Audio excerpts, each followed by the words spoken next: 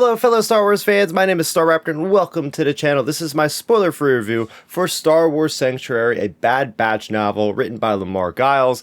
Now, he is no stranger to Star Wars. His first written work, In a Galaxy Far, Far Away, was in the anthology novel, From a Certain Point of View, Return of the Jedi, so he is back for his first full-fledged novel about Clone Force 99. So specifically in the timeline, this one takes place about a year after Order 66, and it puts us in about the middle of season 2 of the animated series, The Bad Batch, and it's about a month after the Pabu episode. So if you're not familiar, basically the Bad Batch find this island, and after this big tsunami, there's a lot of damage that happens, and they have to repair the city, and that's where this book comes in. This is an uncharted episode that, is in between the episodes in Season 2. So now they're trying to figure out with the help of Fee Genua, who is a pirate fortune, who is also taken by Tech, funny enough.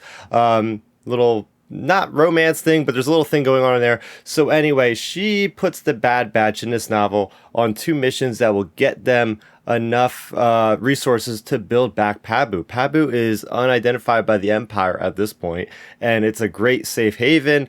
Hunter, maybe he's going to settle down there with the Bad Batch. It could be nice having his family not being under attack all the time. So that leads them on to this adventure where it's basically, okay, they have to rescue or transport these 2 different individuals that apparently are being hunted down by ISB agent. And there's this other retrieval mission that they have to go on as well. And that is basically the gist of the story here. The Bad Batch planet hopping all over the galaxy. So getting into my thoughts. Now, first of all, when this novel was first announced, I was immediately disappointed, not going to lie, because I'm like, wait, this isn't a continuation of what is going to happen next with Omega after the series finale in season 3? Like, I thought that would be where we'd be going here. Why are we going back in time? Why are we telling a story in the middle of season 2? It does not seem relevant based on where we are with the story of the Bad Batch ended. Let's tell the future here, what's going on. Second thought was, oh no, the synopsis says Pabu. Are they going to be stuck talking on Pabu for 300 plus pages? This is not going to be something I'm looking forward to. So I will admit, I was going into this novel kind of jaded, kind of like, this thing's, I'm going to read it because I like to read everything for the channel here, but I really don't expect much out of this one, right? No fault to the author, just of what this material would be in my head.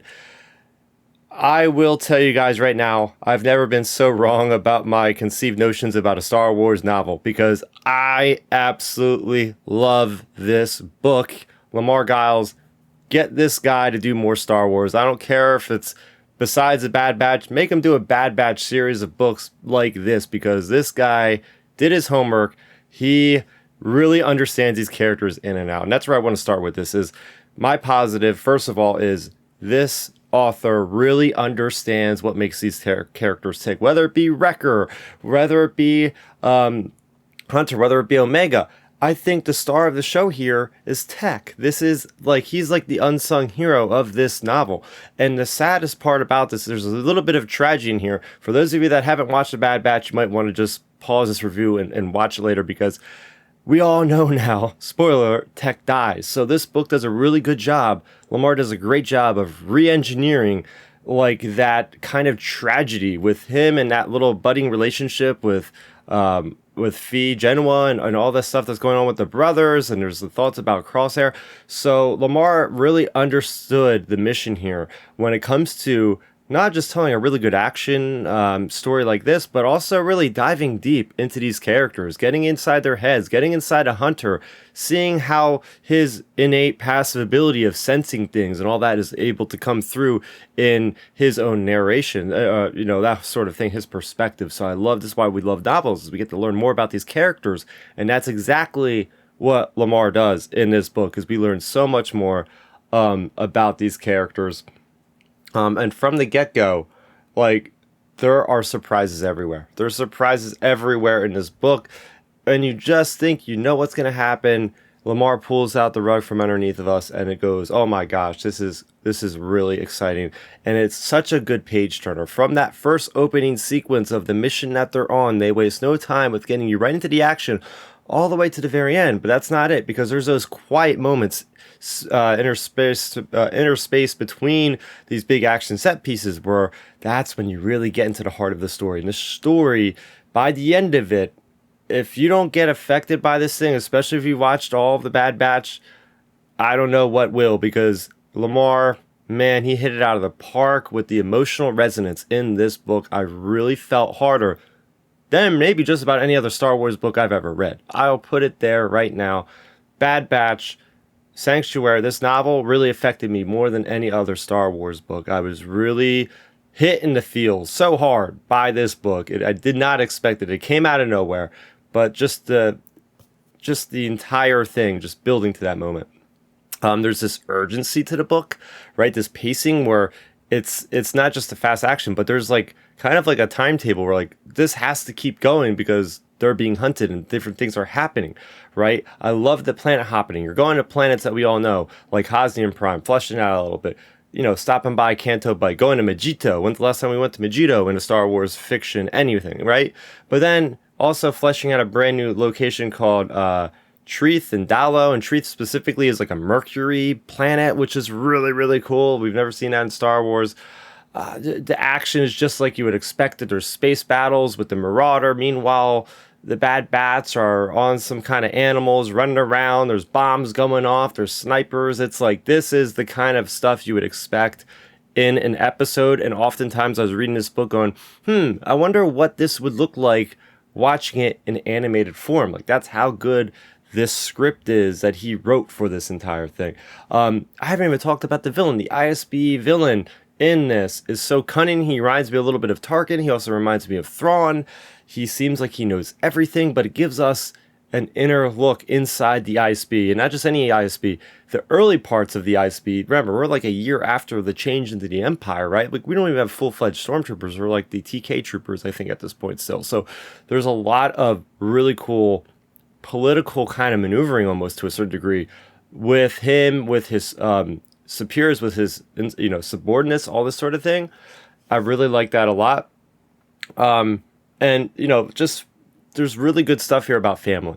And that's where I think it really hit me hard, is like, how much is somebody willing to go for family? And I think that's the biggest message here, is just, what do we do to try to save the ones we love? And, you know, Hunter really learned some good lessons here. He really does. He's that grouch at the beginning of this novel, and he has an arc, even within this novel. He has an arc. And it's just so great to see. I'm really just praising this thing. There's only one thing that I can really say that's a negative, and it's such a minor negative. But in the middle of this book, it did slow down a little bit for me, just because it was going back and forth to Crane a lot. And that's more of a nitpick. I was like, oh, I want to see more of the Bad Batch. What are the Bad Batch up to? Oh, we're going back to Crane. All right, okay, we're going back. Crane is the ISB agent, by the way. So other than that, shock to my system. Can't believe I'm saying this is my favorite Star Wars book of the year, and it's been a great year for Star Wars books, from The Mask of Fear to Trials of the Jedi to Sanctuary. I'm giving Sanctuary 9.5 out of 10. This is almost a perfect book in my eyes. I immediately went and watched the first episode of the first appearance of the Bad Batch in the Clone Wars Season 7. As soon as I finish this, I'm going to start rewatching all the Bad Batch episodes, and I'm going to cross my fingers now that Lucasfilm gets Lamar an entire series of books like this for the Bad Batch, because I really love what he did with these characters. There are some big swings in this book, right? There's some big swings that I was like yelling, like some really awesome moments that harken back to moments from movies. I'm being as vague as I can be, because you don't want to have this spoiled for when you're reading this book. There's some really cool stuff at the end that I didn't expect, that just was, oh man, as a Star Wars fan, I felt fulfilled as heck. So I don't know how much more praise I can give this book. Go out. What are you waiting for? Listen to it. Heck, I'll probably listen to it on Spotify now. It's on there. Or read it. Whatever you want to do. Go out there and experience Star Wars Sanctuary for yourself. Thanks for watching, everybody. What'd you think?